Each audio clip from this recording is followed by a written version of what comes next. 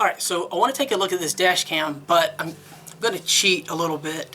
Rather than sit outside in the heat and humidity, which I personally can't deal with due to my health, just can't stand it, can't tolerate it. I want to show you inside, and first I want to talk to you like this, show you what's included with it, and then I'm going to change the camera position. I want to show you both the actual screen, the display, and I want to show you the telephone as far as the app goes to give you a little bit of an idea of what you might expect when using this device. Okay, so first off, just to get this out of the way, it comes wrapped in a plastic around the actual box, and this is the little sticker that was on top, and it says kindly reminder, and it talks about an SD card, a micro SD card. I don't know why. It's also in the manual. I think it might be that someone, when they were typing it, just didn't pay attention to the specific model, and maybe they have some other models that use a micro SD card. This has internal built-in storage, 32 gigs of memory built in, so you don't have to worry about putting in a card, taking out a card, you know, nothing like that, picking out the right one, class 10 or, you know, this or that. So you don't have to worry about that aspect of it. There is a support email on here. I just want to get that out of the way. You see the box it comes in, so that part you know. It also comes with a user manual, and it outlines the usage. It talks about the app, the installation, the actual product itself. So in case you're not already aware, if you haven't just decided to click on the link and find out more about it already, you can do so below. Because I tend to ramble, I apologize. But you're basically looking at 1080p, 30 frames a second. And it does have a microphone. Personally, what I care about, what I look for is I don't want a super washed out image, and I don't want a crazy saturation of colors. Somewhere in between, because dash cameras seem to go to one extreme or the other a lot of times. That's what I'm looking for. Most of the time, that's the primary things I care about. The microphone, if I get audio and it's good, that's fine. Normally doesn't matter that much, because normally whatever's happening in front of me that I'm looking at, I'm not going to hear much from. Windows will be up, the air, the radio, whatever's playing, so I don't care that much about it. So that all said, I'll let you make your decision based on the quality of some examples that I'm going to present to you. I try to do one with you know, a day and one more of a night type, where it's a little darker. You can get kind of an impression of both. This does have WDR, wide dynamic range. It's supposed to help. I'm not going to go into specific details, but basically it's supposed to help with the image quality, and for nighttime you're going to be able to see a little bit better ideally. That's the absolute basic definition, not even that, of what this is going to be offering. So I don't want to go too crazy on trying to define all of that. There's a lot more to it than that. So just so you know real quick what it comes with, it has this little, what they call installation tool. You may not really use that, but it has it included. It comes with this little 3M adhesive. Anyway, I can't get it out of the package. 3M adhesive. It's actually 3M. That's good, so it should stick really well. It comes with a 1 amp, 2.1 amp adapter, so you can plug that in. And it is USB, so that's nice as well.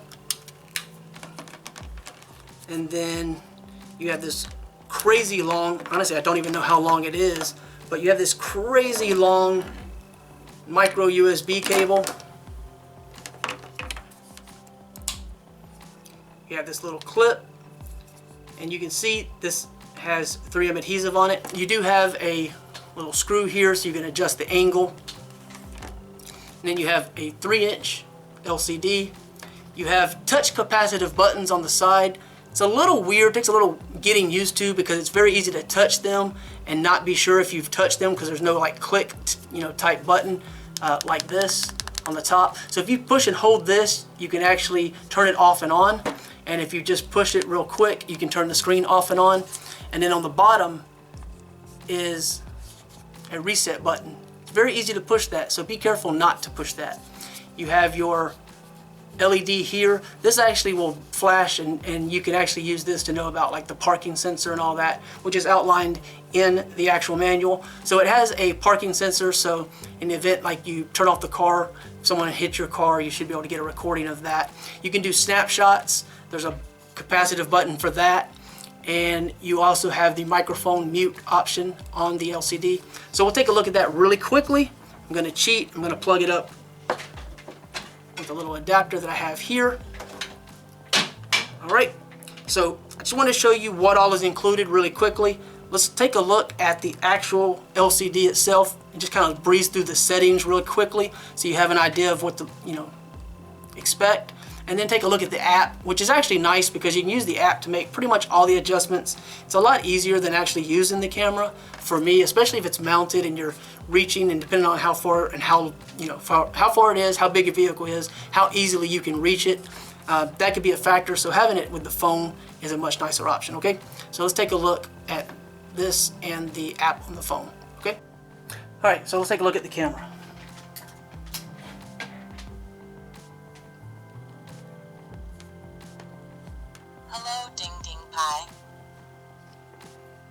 So it does do a little talking to you.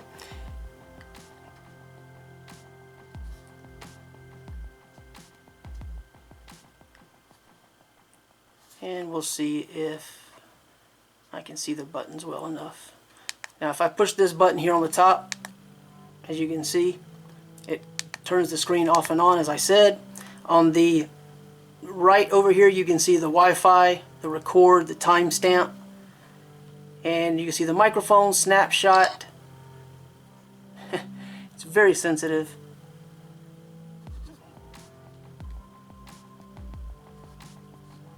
Alright, there's your settings. So you can see Wi-Fi, loudspeaker, microphone, parking monitor.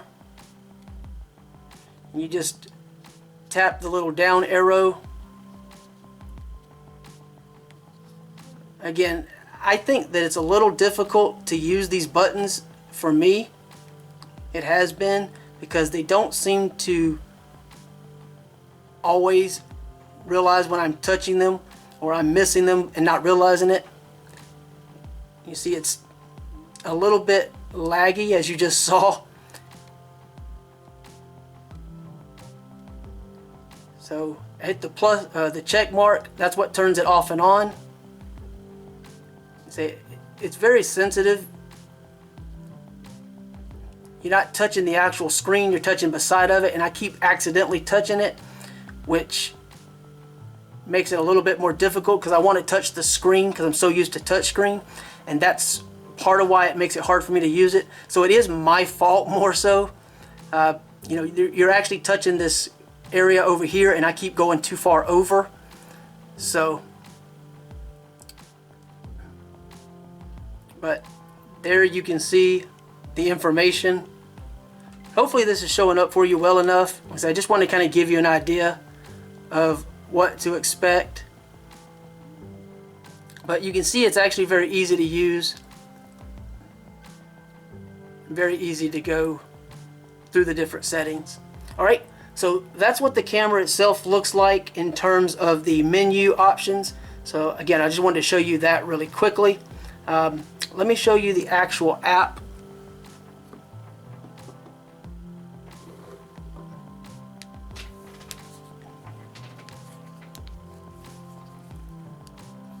Hopefully this will show up well for you, or well enough. So connecting camera. Alright, so we're connected right now.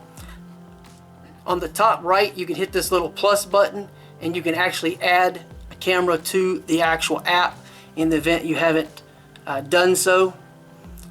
You can see some of the previous recordings and snapshots and different things. Across the bottom you've got, when you hit that little plus, you've got share photo, share video. So if you're into sharing this with like social media, this app sort of has a social media type aspect to it. You do have a delete button over here, and down here on the bottom, if I click on this, it says on the road, popular follows, and recent. This again ties into the social media aspect. So apparently if you have like other users with the same camera in the vicinity, this could possibly show you that.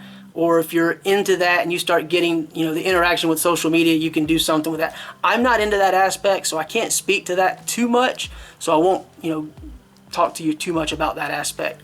Now here's some different clips, snapshots, like still photos, videos as well. And you can just kind of scroll through. You can actually manage these from here. So if I click on one of these, you know, I can scroll between. If I touch that, I've got the option to edit, share, delete, and play. I don't know. This is probably just a, there we go. So it's just a video I was moving. Yeah, so like I said, nothing special on that, just showing you how it plays back. But that was a video I was getting out of the car and I had it plugged in still. Was unplugging it. So the main thing I wanted to show you was over here. It says me. You have messages and leaderboard, again back into the social media aspect. You've got help and about, obviously those are self-explanatory. And then you have settings. With the settings you actually have a couple of different things available. You do have the camera, device storage management, and app advanced settings. The other things like terms and privacy and offline map, you know, that language, you know, those are things that are less important. But if we go into camera settings, you got the camera name and password. That information is provided with a plastic covering that comes on the camera when you get it. You do have the microphone recording option. You do have the volume for the camera and the video with snapshot. Those are all options. The resolution and the video format can be set through this. And then if you go advanced settings, you can do remote control pairing. Honestly, I'm not 100% certain exactly because it says press connect and hold the remote control button until a beep is heard.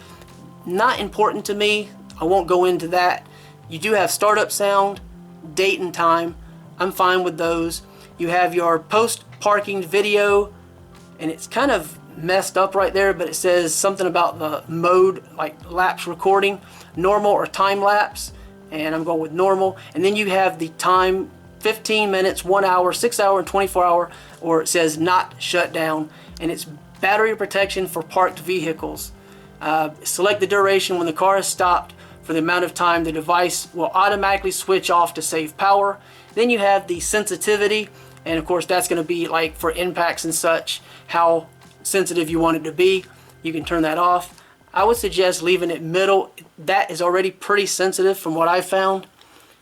If we go back, camera storage management, you've got capacity 29.1 gigs. That's the formatted capacity roughly. And you can see kind of a pie map usage, some different things in a sort of a chart here as time progresses. You can, let's see, camera info. So you can actually see the running time, and this time it's been running for 7 minutes. It says the version information. There is a way to update this through the actual unit. And here's another chart. So they give you plenty of information here. You can delete, look at the different capacities, set reserve space. So a lot of this stuff self-explanatory because it has a little bit of information provided. Again, I just want to kind of give you an overview, nothing too crazy. Oh, one thing to note, the screen, it says connecting to app. So whenever it's connected like this, the screen kind of locks itself out while it's connected. So just so you're aware, you have intelligent network switching. So, and it gives you an explanation about how it can switch between. I honestly can't see that very well because of my eyesight, because I'm blind in one eye. But it says something recommended to turn on the switch if the camera cannot be added, turn it off. So if you're having problems connecting to your camera, you may have to switch that off. Allow saving the operating data, and that also says recommended, turn it on so your operating data will be saved automatically to the cloud. So optional. Some people don't like that aspect. You have your time format, month, day, year, hour, minute, second, and such. And of course, metric or imperial for the measurement, and you can clear the cache. So, kind of gives you a brief overview of the different settings available. And you can log in and register, and then I guess that's where you're cloud-based. I'm not interested in that aspect, so I'm not going to do that. If we click on the playback button, it'll actually give us real-time. You can see real-time view. So it's actually pretty cool. Of course, you have your timestamp and information.